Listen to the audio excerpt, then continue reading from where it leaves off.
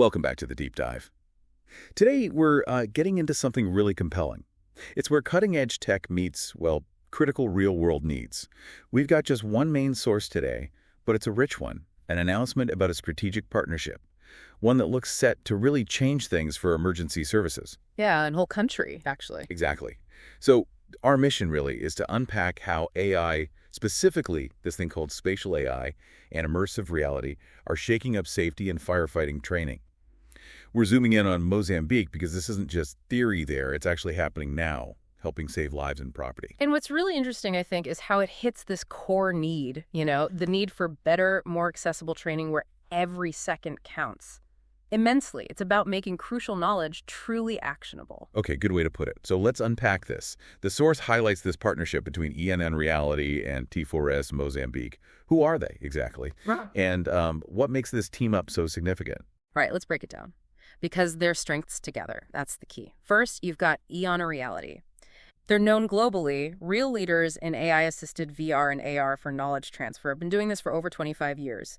They even launched something called a Spatial AI University recently, and their main platform, the one involved here, is EON-XR. EON-XR. Okay, We hear VR, we hear AR. Yeah. What does the X in XR really mean here? Is it just like a catch-all? Good question. Yeah, XR stands for extended reality. It's important because it's versatile. It covers virtual reality, fully immersive simulations, but also augmented reality, where you overlay digital info onto the real world, and mixed reality, blending both so digital things can interact with the physical space. Ah, okay. So it offers flexibility. Exactly. Different tools for different training needs, from like full-on crisis simulations down to maybe procedural guides you use on the job.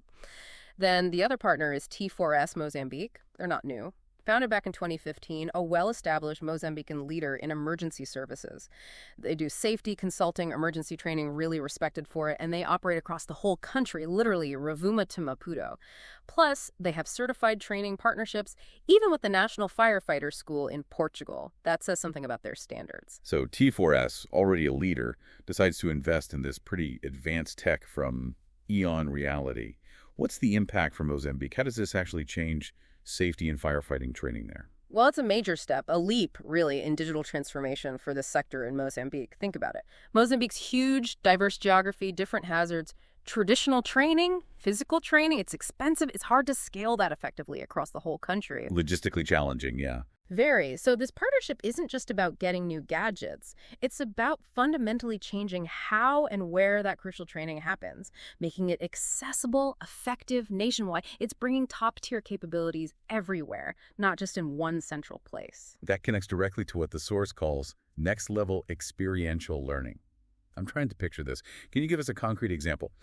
How does EON-XR actually work for, say, a firefighter trainee? Okay, yeah. Experiential is the word. Imagine you're a trainee. Instead of just reading about tackling a fire, you put on a headset and you're in a virtual burning building. You might see the smoke, maybe feel simulated heat through haptics, hear the fire. You have to assess it, decide what to do. All safely, though. Completely safely. That's the whole point. It blends EON-XR's tech with T4S's actual firefighting know-how. So trainees practice these life or death procedures in realistic scenarios. But without the danger or the huge cost and setup of a live burn exercise, for instance. You can repeat it, learn from mistakes without consequence. That makes sense. So it's not just seeing it, it's kind of building muscle memory, reacting under simulated pressure. Exactly that. And the source says the applications are really broad. Covers fire detection and suppression, learning about different fire types, hazardous materials, how to use extinguishers correctly. Also complex rescue operations, like navigating a collapsed building virtually to find someone, or practicing vehicle extrication techniques. High-stakes stuff. Absolutely, and they can do it again and again until they master it. It even includes emergency healthcare response. Meaning paramedics too? Yeah, practicing critical medical procedures, maybe stabilizing a patient with specific injuries in a chaotic simulated scene. Perfecting techniques without any risk to a real person. Okay, so the immediate aim here is pretty clear. Better preparedness, faster, more effective responses in actual emergencies. That sounds incredibly significant. Seconds matter so much. They really do. And this AI-powered EON-XR platform, it gives T4S trainers and their clients that immersive practice. It directly translates to being ready when the real thing happens. So when that call comes in, they've sort of been there before, virtually. It ties back to that quote from EON Reality's chairman, Dan Lajerskar. What was that again? He said, empowering organizations like T4S ensures that critical knowledge is not only available and accessible, but also actionable where it matters most. That actionable where it matters most part, that's the core of it. It's not just knowing, it's doing correctly under pressure. Right. Which brings us to the bigger picture. The source touches on strengthening the whole country's safety infrastructure.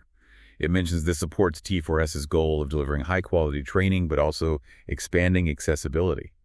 What does that expanded accessibility look like on the ground in Mozambique, given its size and varied development? Well, it could be transformative for accessibility. Think about traditional training centers. You need a physical place, lots of equipment, maybe people travel long distances. With VR and AR delivered through EON-XR, a lot of that training can potentially be delivered much closer to where people actually work. So like in regional stations? Or even mobile units? Potentially, yes. Or adapted for individual learning. It helps overcome those huge geographical hurdles. It means advanced standardized training isn't just for those near the main centers.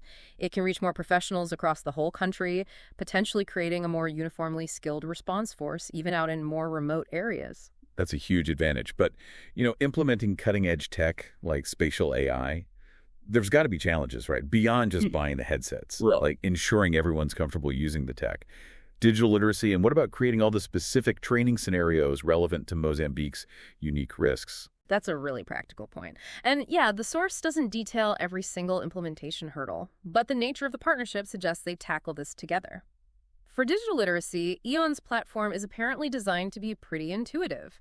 And T4S, being experienced trainers, would likely build digital skills into their programs. Okay. And for content creating all those scenarios, that's where the spatial AI part comes in handy again. It's AI that understands 3D space. So the platform itself can actually help automate creating complex scenarios, maybe adapt them based on how the trainee is doing. So it's adaptive learning. Kind of, yeah. And it helps create new training modules faster than doing it all manually.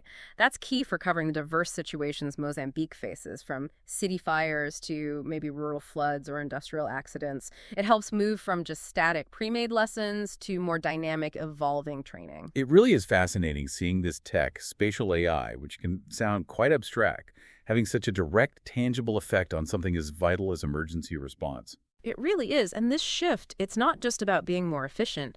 It enables a deeper kind of learning, doesn't it? Allowing for repetition, for safe failure, which is so important for really learning complex skills and mastering things that are absolutely critical when lives are on the line.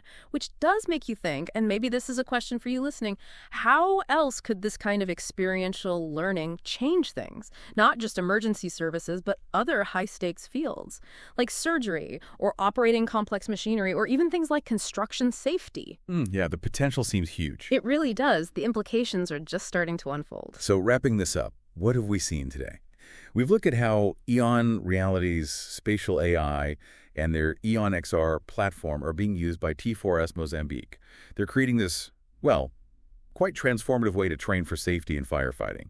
We're talking virtual fire scenarios, realistic rescue practice. It's a really strong example of new technology tackling real-world problems head-on, making crucial knowledge accessible and actionable across a whole nation.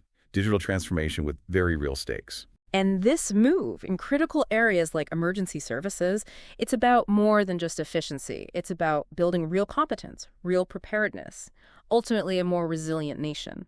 Yeah, this deep dive definitely underscores that the future of training, particularly for high-pressure jobs, seems to lie in these immersive, accessible experiences. And it leaves you with a thought, doesn't it? Beyond the clear benefits for the responders themselves, what other ripples might this create? Could this kind of advanced, widespread training in Mozambique actually boost confidence, maybe attract investment by creating safer environments? Or could it even spark more tech innovation within the country itself? Something to think about. Thank you for joining us on this deep dive. We hope it's given you a clear picture of how innovation is working to protect lives and property right now.